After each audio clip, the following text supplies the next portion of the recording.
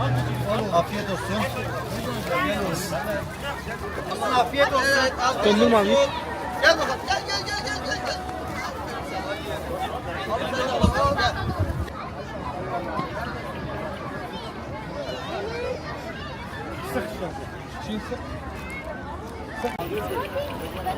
Ahmet Yasin ne görüyorsun? Abi. Şurada var. Karşıda göster.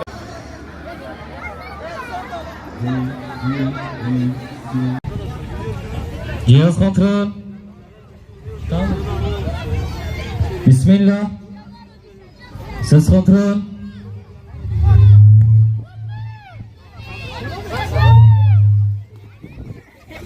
Bismillahirrahmanirrahim.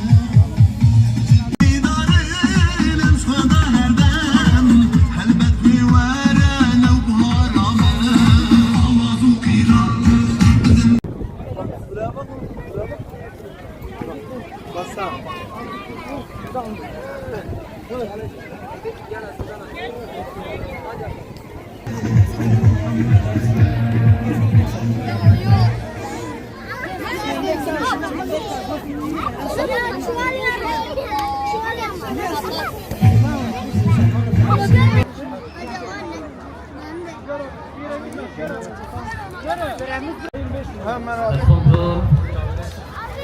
Cihaz deneme.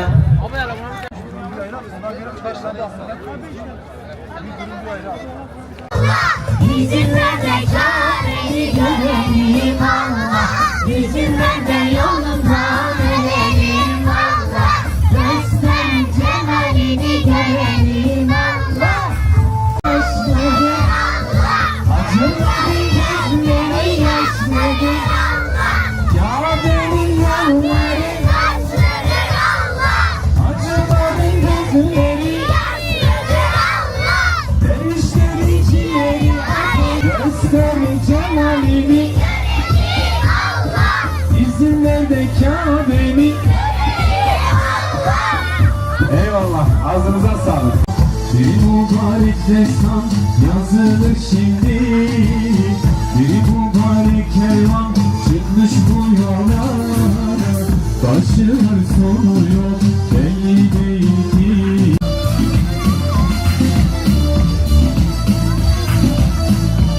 Bizi aramızda görmekten mutluluk duyarız. Detaylar için bizleri takip etmeyi unutmayınız. Müsaadenizle bu akşam programımıza Bismillah diyeceğiz. Ardından Peygamber hasretiyle yanan yüreklerimize seminerimiz olacaktır. Gecenin neşesi hem çocukluğumuzu hatırlatacak.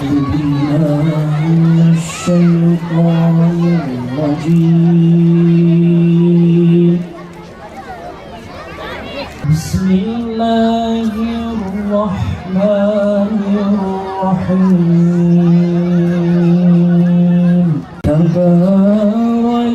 Tebârekellezî ceale fis-semâi burucan ve ceale fîhâ sirâcan.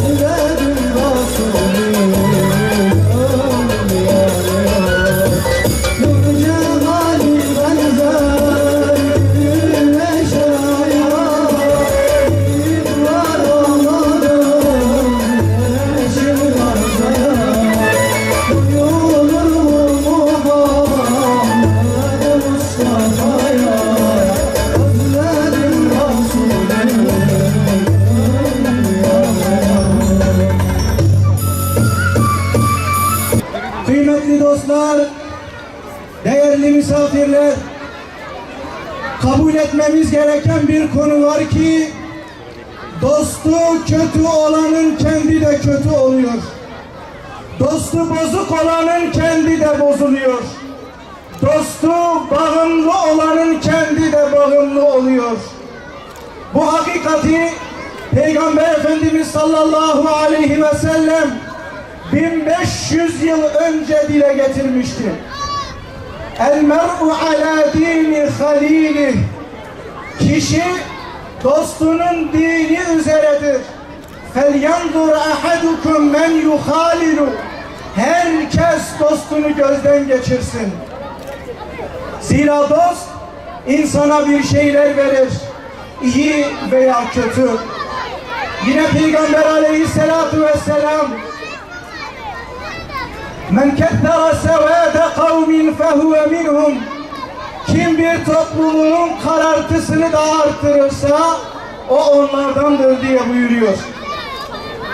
Değerli dostlar, bu hakikati Kur'an-ı Kerim'de Rabbimiz de şöyle buyuruyor.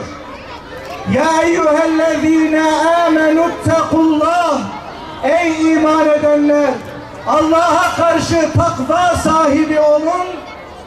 Ve kûnû me'as-sâdikîn. Ve doğru söyleyenlerle beraber yol alın. Doğru insanlarla beraber olun. Sadık insanlarla beraber olun. Doğru olmak her zaman yeterli olmayabilir.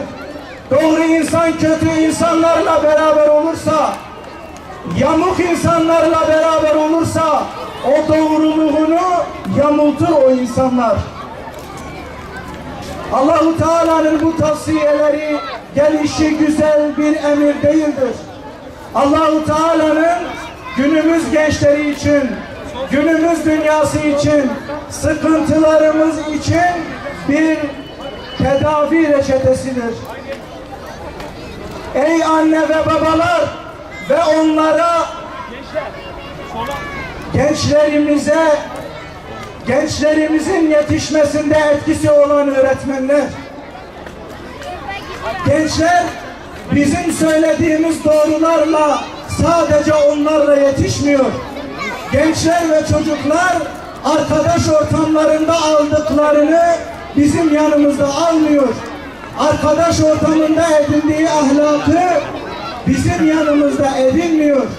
Dolayısıyla çocuklarımızı ve gençlerimizi imanlı insanlarla, salih insanlarla, sadık insanlarla, dürüst insanlarla bir araya getirelim.